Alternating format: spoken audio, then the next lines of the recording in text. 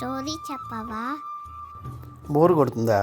మా చిన్నప్పుడు మేము చదువుకున్న చందమామ కథల్లోంచి నీకు చిన్న కథ చెప్తాను. ఒక ఊళ్ళో రంగయ్య అనే సన్నకారు రైతు ఉండేవాడు. ఒక ఏడు అతని పొలంలో వరి పైరు బాగా పండింది.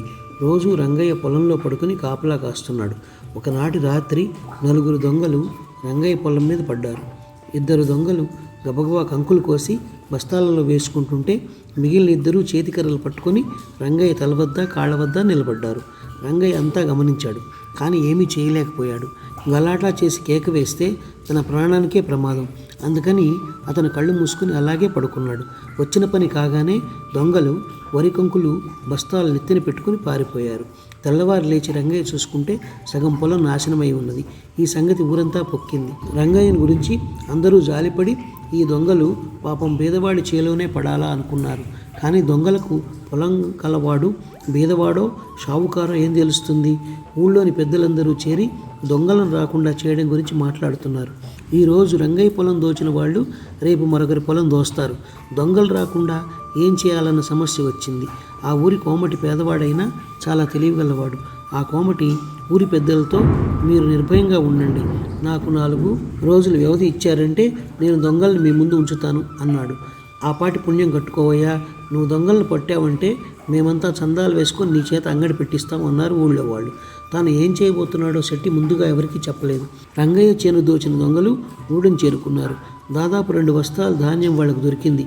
ఈ సంగతి వివరంగా గూడెంలో ఉండే దొంగలందరికీ తెలిసిపోయింది. మరి 5 దొంగలు మరునాడు రాత్రి అదే గ్రామానికి బయలుదేరారు. కొడవలి ఒక చేత పట్టి ఖాళీ సంచుల నుండి తీసుకుని కోమటి ఈ దొంగల కోసమే ఎదురు చూస్తూ ఒక చేను దగ్గర నిలబడి ఉన్నాడు. దొంగలను అంత దూరాన్ని చూడగానే అతను పొలం కోస్తున్నట్టుగా నటించసాగాడు. అతను చూడగానే దొంగలకు అమిత ఆనందమైంది. తమకు తోడుగా మరొక దొంగ దొరికాడు కదా అనుకున్నారు. వాళ్ళు శెట్టిని సమీపించి ఏ ఊరు నిధి అని అడిగారు. మాది ఫలానా ఊరు, మిమ్మల్ని ఏనాడు చూసినట్టు లేదే, మీదే ఊరు అని శెట్టి వాళ్ళని అడిగాడు. వాళ్ళు తమ గూడెం పేరు చెప్పారు.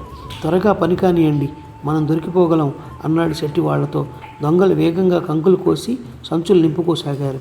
వాళ్ళు శెట్టితో, ఏమన్నా ఈ పొలానికి కాపలా కూడా లేదేం, ఎంత అశ్రద్ధ అన్నారు. ఆ పొలంగాల ఆసామి గొప్ప ధనవంతుడు. వాడికి పిల్లాజల్లా లేరు. ఇంటి నిండా బంగారం మూలుగుతున్నది. పెళ్ళాన్ని ఒంటరిగా విడిచి పొలం కాపలాకు రాడు. నాకు శక్తి చాలదు, కానీ వాడి ఇంట్లో బంగారమంతా ఏనాడో కాజేసేవాడిని అన్నాడు శెట్టి దొంగలతో. అదేమిటి అన్నా, నువ్వు సరేనను, నువ్వు రమ్మన్న రోజున మా గూడెంలో ఉన్న వాళ్ళమంతా కదలి వస్తాం అన్నారు దొంగలు. శెట్టి వాళ్లకు ఫలానా రోజు రమ్మని చెప్పాడు. దొంగలు సంతోషించి వెళ్ళిపోయారు. శెట్టి చెప్పిన ప్రకారం దొంగలందరూ అతన్ని ఒకరోజు రాత్రి ఒక చోట కలుసుకున్నారు.